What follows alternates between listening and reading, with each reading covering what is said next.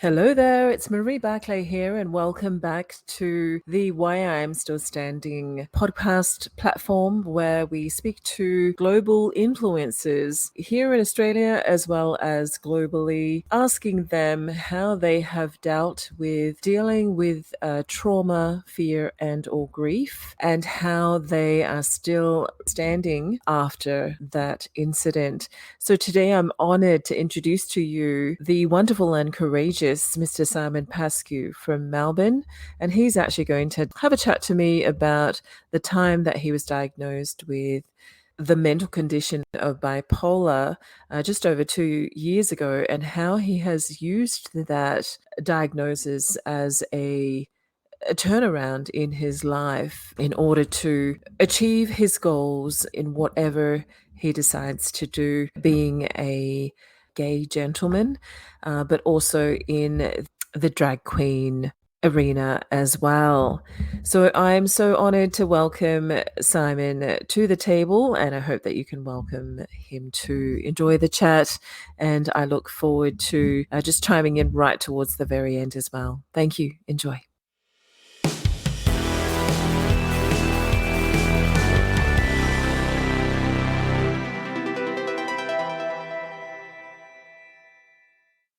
Good afternoon, Simon. Afternoon. Hi, love. How are you? Not too bad, thank you. How are you? Good. I'm great. Thank you. Are you looking forward to this? I sure am, yes. Good. I'm glad. How's your morning been so far, or how's the first half of your day been? Yeah, not too bad. It's been a little bit quiet. That's right. I think sometimes when that happens, because it's not usually like that you just take the time to sit with it, right? To understand that you're meant to have that quiet time to use it as reflection time or journaling, or to own the thoughts that are going through your head and sort of dissect them. So wow. So welcome, Simon, then to the Why I'm Still Standing platform. It's an honor to have you on here, and we actually go back quite a few years, don't we? So did you want to tell the story? Do you want to tell how we met, or? Yeah, well, it was interesting. My partner was doing Uber at the time, and he was in Melbourne just running a normal day with his Uber business. And you ended up meeting up with Heath at the Melbourne International Conference, and Heath ended up picking you up and taking us to the airport, I think. I remember. Something like that. Yeah. And you ended up connecting with him and giving him an opportunity to have a look at something, and you offered that to my partner. And it was pretty interesting because, I was a little bit nervous in the beginning. When I first got that initial card given to me from Heath, Heath gave that to me and said to me that Marie wants you to ring her. She's got something that she would love to show you. And I was very, very nervous about that because I was like, what is it? And I was very nervous. And I was like, what is all this about? So I ended up biting the bullet and ended up calling you. And then fast forward, now I'm in this business. I'm with this business that I've been with for around 4 and a bit years. Yeah. And so I'm pretty... ACN. We can say that, yes. You're with ACN. Yeah, one of the largest communications networks in the world. And so it was an honor to meet you via that vessel, I suppose you could say. And I also remember too, Simon, that your partner Heath was actually trying to spruce Arbonne to me, but in the response to his Arbonne is how I managed to be able to tell him what ACN was about, and then provide him with a card in not a very salesy manner, right? But then for that card to then resonate with you enough for you to call me and sort of get started on that. So I think that's a really lovely story. And I know, Simon, that you will be sharing that story when you do reach your goals with ACN, and I definitely know that you do that. So yes, I honor you greatly for that, especially being, one of the first independent business owners that came on board when I started my my business. And I also commend you, Simon, because even though I've left and the people that I was working with have left ACN, you have still managed to, stick at it. Yeah, to stick at it, and I commend you for that. So I'm very, very proud of you, and yes, I hope that sort of is a nice opening to our the conversation that we're going to have today. Yeah, so thank you so much for wanting to come on and share a very important part of your story. Right, I really look forward to hearing a bit more about you, Simon. So in one of our previous chats, actually, no, you know what? I'm going to ask you, what is it that made you want to come onto the Why I'm Still Standing platform? Because I've had a lot of respect for you, Marie, and I respect what you do, and I have a lot of admiration for what you do. So I was really, confident to believe that you will give value, and you will, give me the value that I need to grow as a person and become a better person. So I really felt that I could trust you, and I knew that if I came onto this program, I will definitely get value, and I'd be able to grow myself as a person and grow myself as a human being. And I was pretty excited about that. So that's pretty much that's a lovely answer, Simon. Thank you. And like I think I've always continued to say to you, I highly respect you as well. And you have taught me so much, right, from the time that we've met each other. So thank you for that. When we were last talking, you spoke about something that happened 2.5 years ago. Would you mind going through that? And as we go, I'd like you to share your story. And as we go along, I'll sort of pipe in with some questions here and there. But yes, the stage is yours, my friend. All right. Yeah. Well, 2.5 years ago, I went and saw someone at a mental health organization, because I was going through a stage in my life where I was a little bit crazy, and I didn't really knew what was going on. I had an inkling that I had this condition. Most of my life, I understood that I had something going on in the background in my life. And I was like, I know there's something definitely is an issue here, but I can't pinpoint it. And then I kept asking doctors, when I was in my teenage years, I kept asking doctors, what's going on here? Do I have bipolar? Like, I was very convinced that I had bipolar. But a lot of my psychologists that I used to see when I was a teenager said to me, no, you don't have the symptoms of a bipolar manic.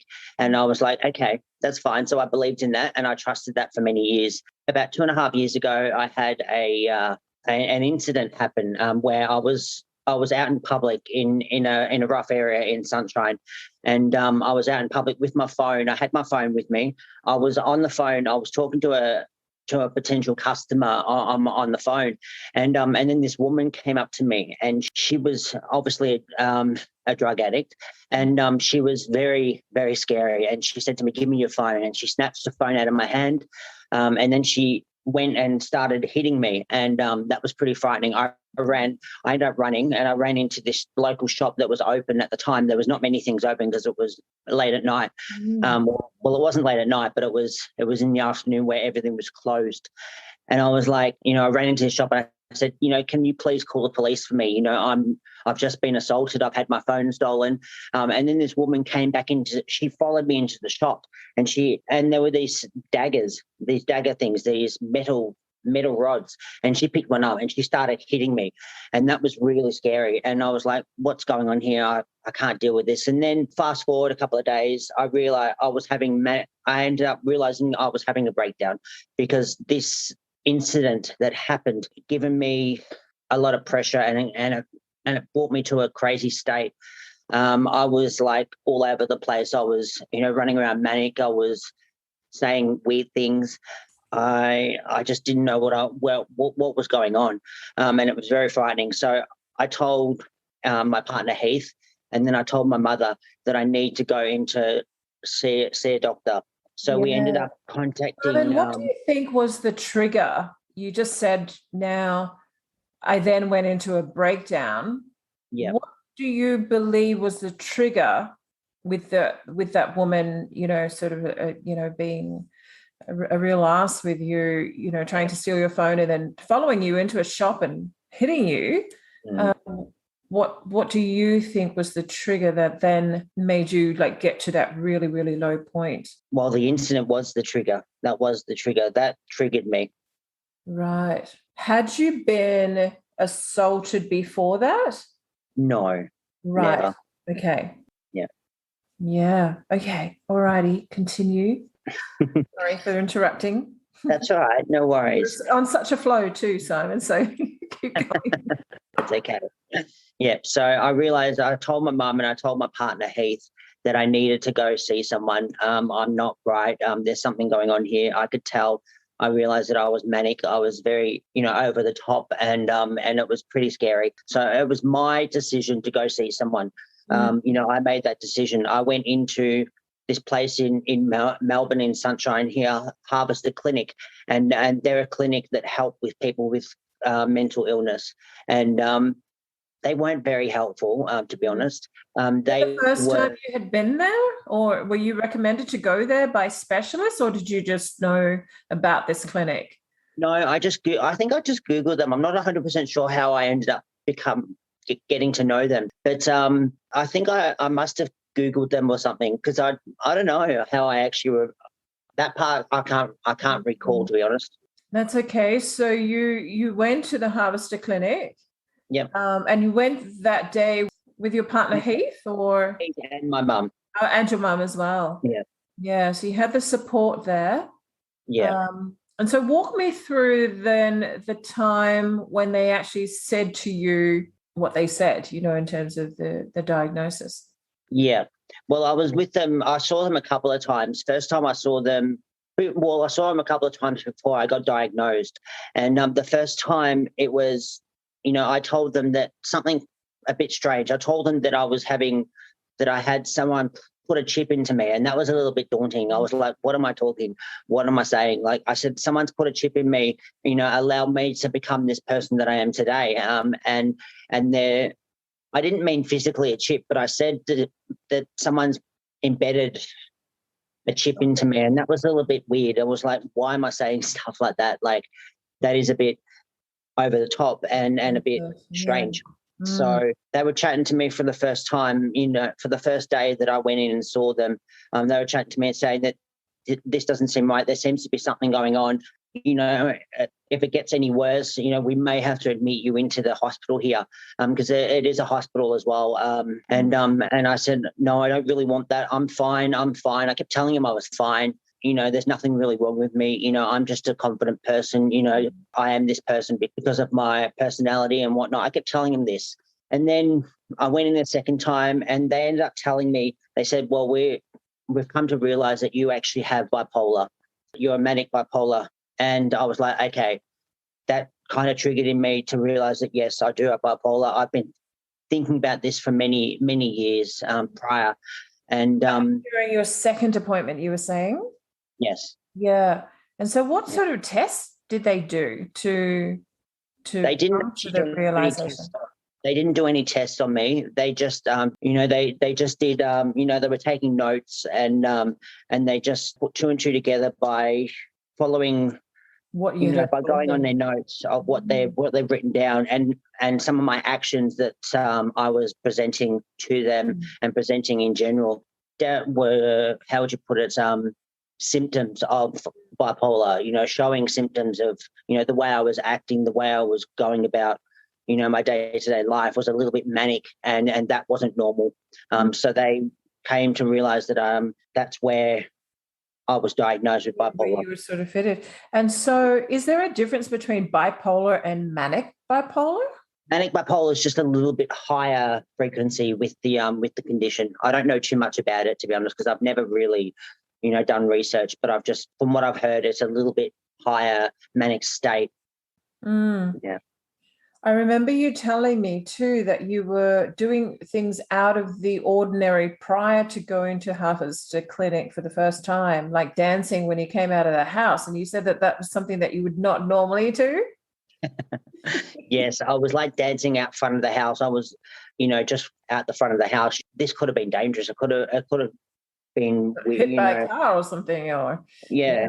But I was just standing at the front of the house on the footpath, on the council strip sort of part. No, Yeah. no. We're on the front of the house. There was a brick area, a little Veranda type thing. Yeah. yeah, kind of thing. And I was like dancing on that, and I was like dancing around being silly. So that was a little bit weird. Yeah. And you had clothes on, yes? You weren't Yes. like out there. No. Yeah, that would have been quite extraordinary if that, Yeah. I think you definitely would have, sort of realized that. Were there any other things that come to mind that prompted you, oh my goodness, this is actually something that's out of skew, that's not in line or in alignment with, what you knew yourself to, or your emotions to normally be? Were there other times? Yeah, well, there was a moment, I know we spoke about this the other day, and you said it was probably not, it sounded normal to you. I was thinking that I was the CEO of my business. I was really, really adamant. It was more than just saying that I was a CEO, being confident about my business. There was more to it. It was very highly, I don't know how to put it. But was it coming from another spirit? From another sphere? Like, did you think it was like an out of body type experience? Yeah, for sure. Wow.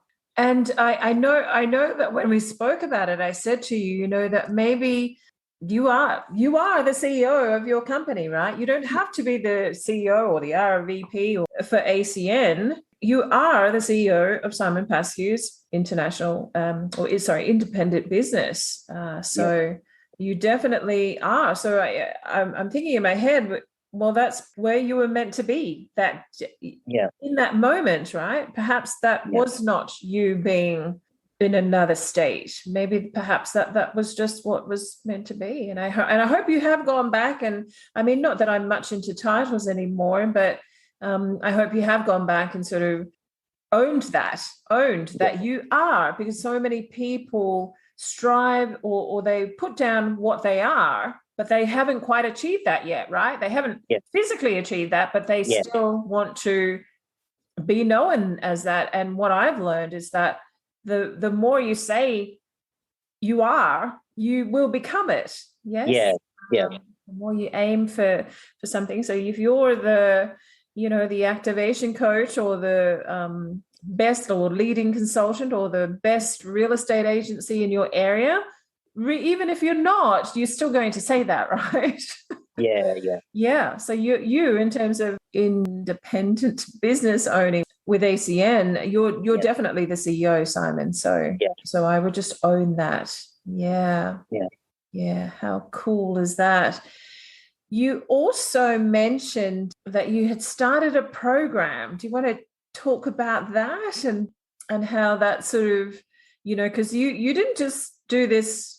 I mean, you were saying that this happened literally just after you'd been diagnosed, but can you sort of walk me through that program that you started? Because obviously you still had the nous to be able to, or that drive, right? The drive that you were talking about before, about being confident, being assertive, wanting to, feeling that you had something more to provide the world or to do in terms of servicing the world. So how about that? Yeah.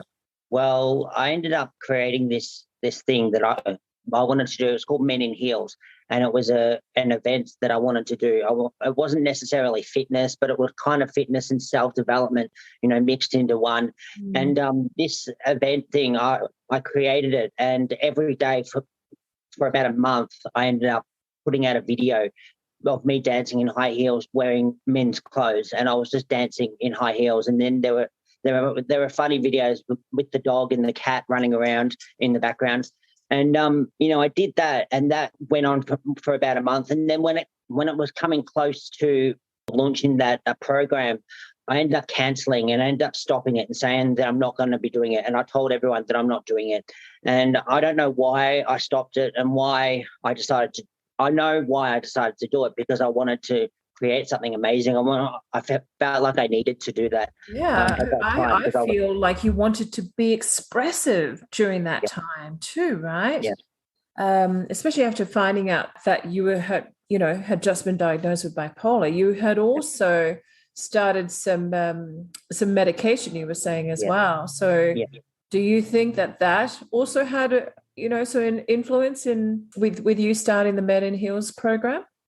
Definitely, yeah, because the medication was making me Manic. feeling a little bit strange because it was just coming into my system, and I was just learning to deal with what it was, and it was a little bit strange because the medication hadn't kicked in yet, and it was making me feel very nauseous and a little bit just a bit strange. I was only on a low dose of medication, and I still am on a low dose of medication, but in the beginning it was very, very strange for me. It felt weird, making me feel, nauseous, anxious, a little bit more heightened anxiety than normal. Mm. Um, and then I ended up getting into a place where, I was saying to myself it wasn't working. And in the back of my mind, I understood that it takes some time for medication to take effect and to start working on a human being. And I understood that because I've been on medication before. I was on medication for depression when I was in my early 20s. And depression medication, I understood that it takes some time for the effects of the medication to kick in. And I understood that. So, but it just felt really weird. And then I got to a stage while the medication still hadn't fully kicked in, I got to a stage where I thought to myself, I don't want to be here anymore. And I tried to harm myself. I never physically, I've always in the back of my mind, I've had moments of like this in my life. When I was in my 20s, I had these feelings. And then while this medication was kicking in, I had some thoughts of suicidal thoughts.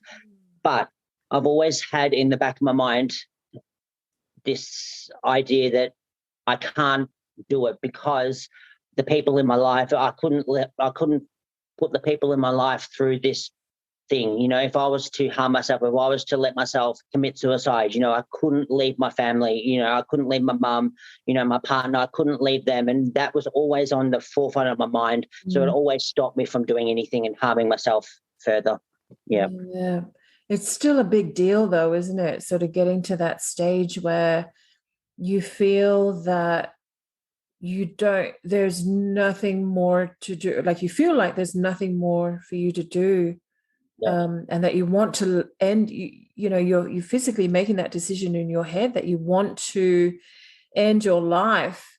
But what that shows me with you not going through that, Simon, is that, and one of the things I love about you from the time that I've met you is that you have a massive heart, right? And I knew that from the very, very beginning.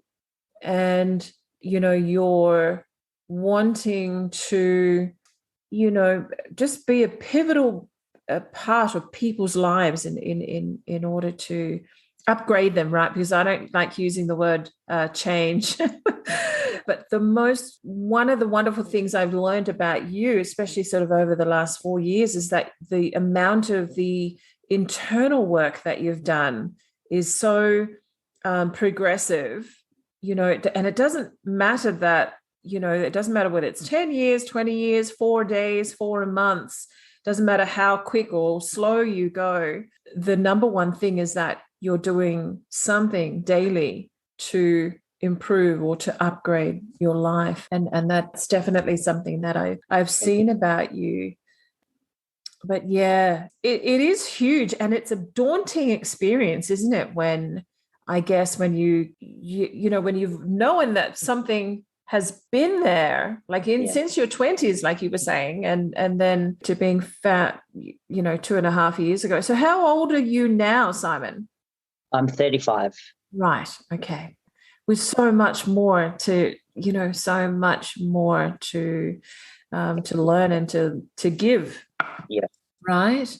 Yes. But you were talking also that one of the next things that you would like to do is move up to the Gold Coast. Is that right? To Queensland, yeah. And yeah. so where does the urge of that come from? Well, my mum ended up moving about 2 years ago. She moved to Queensland, and she absolutely loves it. She said, "You and Heath need to move to Queensland.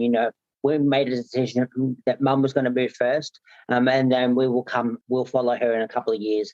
But she wants us to move next year, so we're looking at sometime next year moving to Queensland. It's just going to be a fresh start and be able to, fresh start in my business and fresh start in my life. Yeah. And at the end of the day, every single day is a new beginning, right? But, when opportunities like that open up, and you physically move, I mean, it's not like you're just moving to another suburb in the state of Victoria, you're physically moving to another completely different state. So good luck with the premiere there, Simon. Thank you. We're having a hard enough job here in New South Wales with the new one. Yes. But yes, that's so interesting. You also mentioned that back in your 20s, you had some, you alluded to depression or having a mental illness then. Yeah. Can you talk more about that? Because that was like, you might need to think about it a bit more. And you also said too, so if you could answer that question, like how you felt at the age of 20, but you're saying now that you've also put on weight, about 12 kilos or so. So just talk about like 15 years ago, and then also talk about how you are now, and what sort of I was to get to it. I was noticing that I was doing silly things back then. I remembered I was, very manic, and I was very anxious all the time. I was, always feeling a little bit out of myself, and I wasn't understanding what was going on. So I went and saw a doctor, and then the doctors diagnosed me with depression and anxiety. So I got myself onto medication then, and that was a bit strange in the beginning because it was just coming into my system. It was a very weird feeling, and I was not really taking to it very well, but I stuck with it. I understood that there was a process, and I had to go through that. I had to deal with that. At the time, sort of lean into it, right? Yeah. I guess you didn't really have a choice too, right? No. No. But the problem was while I was on the medication, I was always missing days, and then I would stop using the medication for a little while, and then I would start taking the medication again. I would stop using it. I would take it again. I was not consistent with the medication. I kept saying to myself, I don't need the medication now because I'm feeling good. But that was probably because of the medication that I was actually feeling good. So, it's a bit of a tit for tat, isn't it? Yeah. But there are definitely some illnesses that do require, constant or consistent medication. So, So what are you doing now in terms of, we spoke a bit about, some exercise apps that you can do in terms of moving tire around your middle center. Coming from a guy. Now, I know that you're a proud drag queen. Yes. And I know that you've actually flaunted some beautiful costumes that you've even said that you have made yourself, right? Yes. So talk to me about what your current fitness regime is, in terms of, in order to, even if it's just losing 5 kilos, what are some of the fitness techniques that you can raise for those that are listening? in my mid-20s, I was doing a lot of, I would go to the gym. I had a membership to the gym when I was living in Hoppers Crossing in Melbourne, and I would go to the gym probably about 3, 4 or 5 times a week, and I was really fit. I was starting to tone up. I was, getting the abs and all that kind of thing, and that was great. I loved that. That was awesome. Then I started to fizzle out, and I stopped doing it. And then I ended up, prior to that, actually, I was doing a fitness boot camp, and I went to that 3 times a week, and that was awesome. It was great. I lost more weight, but the problem was it was hard to actually get to a healthy weight because I was trying to, put meals, healthy meals and right meals and the right amounts of meals into my fitness regime. It was very hard. So I ended up getting a little bit too skinny, and it was a little bit hard in the beginning. I was like, oh, this is not good. And then I ended up finding a right balance of food and fitness. And then I ended up putting on the weight again, the healthy weight. I was fit, I was toned up, and it was great. But now, fast forward a couple of years, and now I'm I'm not doing any fitness, not doing any physical fitness in a gym, but I'm actually just walking every day. I walk my dog, around the block So good. about 3 times. So, yeah, I do that every day. So that's my main fitness at this present moment. Yeah. Yeah, that's good. Where to from you also spoke about some some dreams that you had when you looking further down the track. Did you want to share some of those with us? And I love the fact that even though you've now been diagnosed with bipolar, there's still so much, like, you feel that be something that is going to, limit your, what you decide to do. Yeah. Yeah, that's all. Future. Yeah, well, I've got a few goals in the future. My partner and I want to be able to foster some children. That is one of our big goals. We really want to, help these children that don't have a stable home. And that's something that I'm really passionate about and really, driven towards, because I want to helping all life form, but definitely, helping these kids to give them a better life. And I'm very adamant about that and very excited about that for the future too. So, but also, I want to open up a club in Queensland. I've decided that this club will be a nightclub. Yeah. So this will be not exclusive to just the gay community, but it be open to everyone, the queer community and the allies, people who are, supportive of the queer community. And, I don't just want to have this club where you're going to have shows, on Thursdays, Fridays and Saturdays. That's my plan. And I want to be able to have, not just drag queens from Queensland come and perform. I want to have international acts from all around Australia. I want people to come in, be able to come and experience this club. And I want to have every month or so, have acts from interstate, come in, do shows and be headliners of the venue. And I'm really excited about that. So yeah. No, I am too. I already said that I would come and visit. That would be great. Yeah. So they're like burlesque type shows where... Yeah, kind of. Yeah. Drag, you can call it burlesque, kind of. Yeah. Yeah. Oh, how neat, how exciting. And it's always wonderful, isn't it, when you have some main goals in your mind and something so massive like that, in terms of fostering children. Yeah, that's a major thing. And then also running a club, where you can get the queer community as well as the but open to the general public, right? But specializing in the LBGTI, help me out. GLBTIQ. That's it.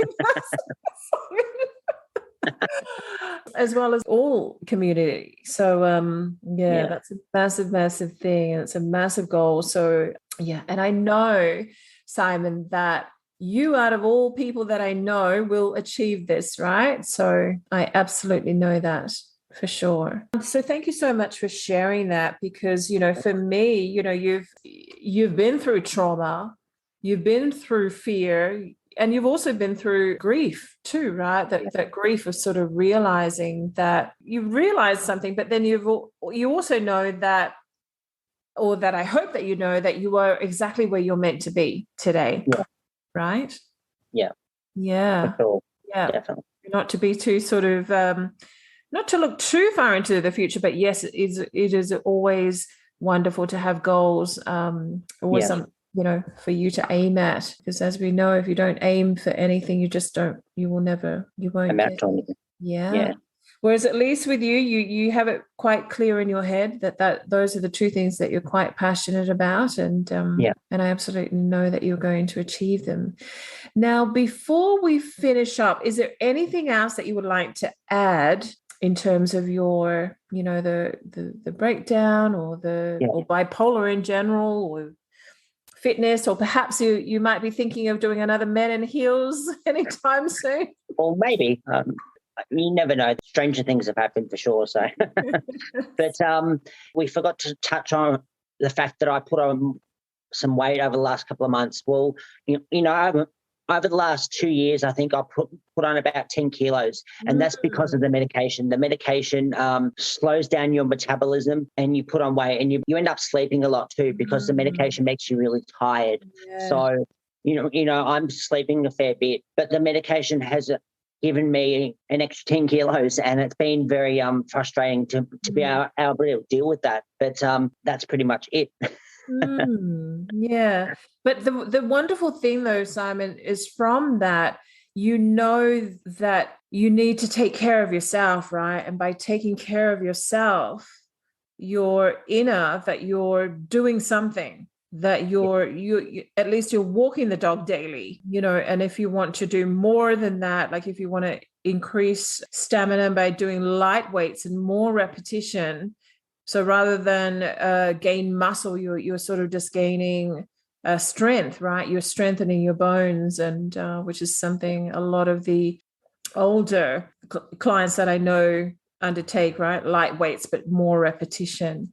Yeah. In terms of toning. Yeah. But that's so neat. It's so good that, it's probably not good for you that you've gained weight, because 10 kilos on you, because you're quite slight, is quite a lot, right? Like you were saying, in your 20s, you were quite, really, really quite skinny. Slim. Yeah. Slim. Yeah.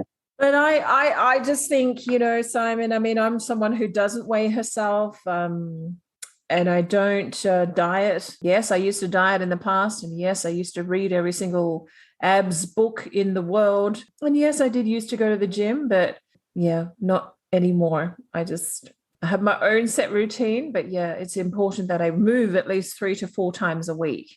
And if you're walking every single day, then that's that's good, or every second day. That is still a form of movement, and it's still a form of taking care of yourself, and not just yourself, but your dog. Exactly. Yeah. Because we know that the mental health for our pets is just as important as the mental health for ourselves. Yeah. Sure. So in closing, Simon. Yes. What would you say to some up-and-coming queer boys that want to do more, right? Or to, in order to serve others? What advice would you give those boys coming up? Like, how would you advise your 20-year-old self, knowing that you have a lot more experience now, or so much more now than what you did then? What would you say to them? Would you say that building on their mindset is quite up there in terms of getting their mindset super strong? Well, definitely, do a lot of self-development.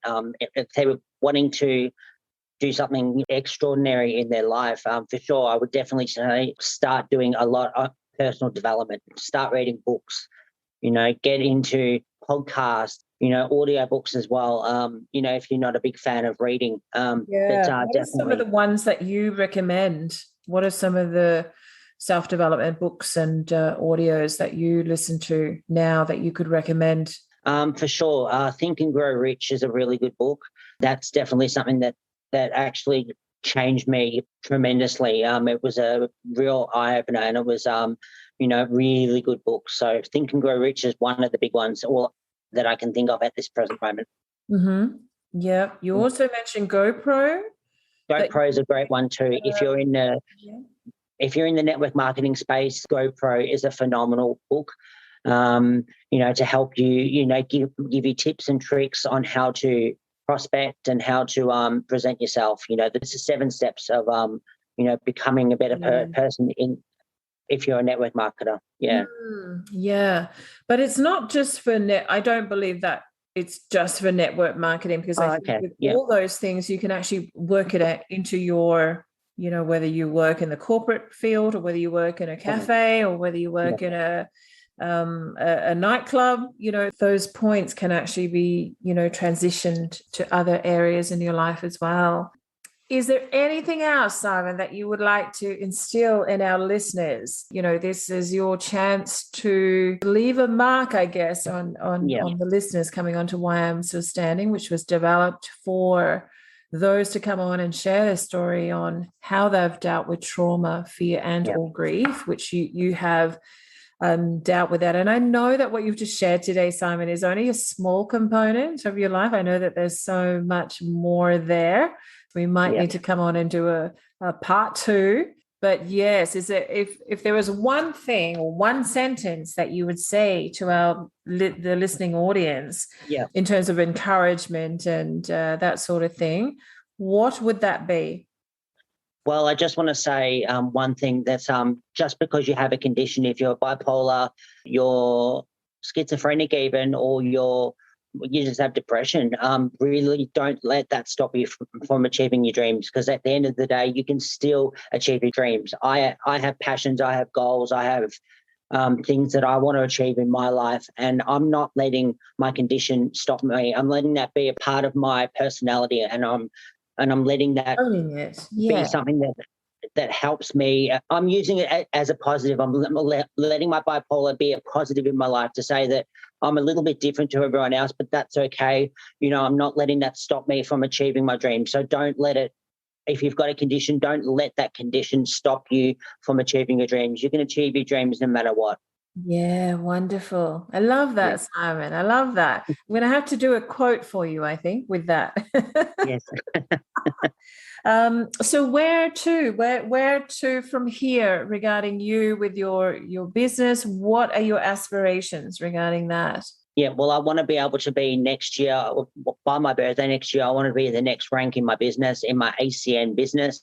I want to be able to say that I've achieved. What is that, Simon? What's that? My next rank will be regional director. So I want to become a regional director within my ACN business. That's my goal by my birthday in April next year. Wonderful. That is so good. What date is your birthday? Just so that 15th. I can... 15th just of so April. that I can also try and hold you accountable to that. Oh, yes, that'd be great. Yeah, that 15th is of April. So neat. But also remember what we said earlier. You're already the RVP, right, of your business. Yes. You already are. Yeah. This is more just a stepping stone. But that moment that you decided to put that seed in your head that you were RVP, you were already RVP then. And that was 2.5 years ago, Simon. So yeah, I am so, so proud of you. Thank you. I wanted to tell you that, you've been a huge part of my growth journey too, Simon. So, and I can't thank you enough for that. And thank you so much for coming on and sharing your story today about you being diagnosed with bipolar and how that came about. Yeah, I know that a lot of listeners will get a lot of great nuggets from this, and you can definitely spruce it wherever you like. But I'm glad that the Why I'm Still Standing platform has been able to help you and to elevate you however you decide to go from here on in. But I wish you all the best in the world, Simon, and I say that from the bottom of my heart. Best of luck to you and Heath, and love to your mum as well. And I know that the journey that you have when you decide to do something and you physically do it, in terms of, say, moving interstate, you will change as a person. You'll never, spring back to how you were. But yes, I'm so proud of you, and keep going. There's still more works in the pipeline, but I definitely know that you can do it, Simon. So, alrighty. Thank you. Okay, well, thank you so much then. Thank you so much. We might have to touch base again in the future, and perhaps once you've hit the rank of regional director after the 15th of April. But I also always sort of give yourself a buffer, right? Even if it isn't done by 15th of April, if it's done by the end of April, but it's always still good to have that main date, so you've got something to aim for. And then you can go back and do the numbers, right? Like how you're being taught in the Go Pro book, because it is all a numbers game. The more people you affect, the more people that you touch lives with. And something that I love, and I think I've mentioned it to you as well, that your bank account actually shows how many people that you're helping. So if your bank account is low, that means that you're not helping anyone. If your bank account is high, it means you're helping a lot of people. And not that it's to do with money, right? But at the end of the day, we all need to survive, and we all need to do what we can to serve others. And all right and do right, we need to be remunerated for our time and our resources and the information that we're downloading or providing to others for them to then elevate themselves. So continue being a fantastic leader, Simon. Yeah, I love you very much, and I'm sure that we'll continue to work together into the future. Yeah. Alrighty. Thanks so much again. Yeah. I am sure that you will agree that that was absolutely amazing. Thanks so much to Simon. We did actually realize after we finished this that we still had a few more minutes to go. So there are just under 3 minutes for some extra information. And also, please come back and listen to all future episodes on the Why I'm Still Standing platform. But yes, I'm sure you will love this final few minutes with Simon Pascu and myself. Thank you. Well, I look forward to interviewing you again, once you've reached your goal next year. Wow. Yeah. Because that's also a major goal, right? And it sounds as if, like you said, so when were you thinking of moving up to Queensland? Probably mid to late December next year. Yeah. Oh, mid-year next year. Yeah. Well, that's another big thing too, right? That's a big thing as well. And in terms of fostering children, how many are you looking at? Probably 2 maximum. Yeah. Because fostering is quite a hard process. It's not something that... Massive. Yeah. We were looking, originally we had a little look 2 years ago, but we had a look into fostering for the Aboriginal community because Heath is Aboriginal. So we kind of wanted to go down that route of helping Aboriginal children. So we looked at that, No, that's good. I think that's wonderful. You've got a few sort of projects there. It's now just getting those ducks in a row. Yeah. But I think also using that method that, that I taught you in terms of thinking about one thing that you can do in the next 4 stages, in the next week, in the next 2 months, up until March of next year and so on. That's really going to help you, Simon, especially with those 4, big things that you were just talking about. Or 3. One thing you do by the end of the week, one thing by the end of the month, one thing by the end of the year, and by the end of March. Yeah, but that's to all those things that you were just talking about. And sometimes it can be just a bit overwhelming looking at all 3 of those things together. So if you just sort of concentrate on one more so than the other, then you're more likely to hit one of them rather than not to hit all 3 of them, right? Yeah. So what do you have planned after this? I've got a few customers I've got to sign up today. I've got some gas and electricity customers, but that's pretty much it. Pretty slow. Well, the choice is up to you, remember? You can either quicken the pace or you can slow the pace of getting to RD in April next year. What can I do differently moving forward? Because that's what you're always sort of thinking about too, right? How are you going to make the experience of your business owners better? So you're also still thinking about that too. But the wonderful thing, I think, is that you're doing everything that you can to build yourself, right, from the inner, from inside, Simon. And that's the most important, loving you. So then you can then love others as well. Yeah. All right, my darling. Love you very much. Thank you. Yeah, likewise. Thank you. All right. Take care. See you soon. Bye, love. Bye.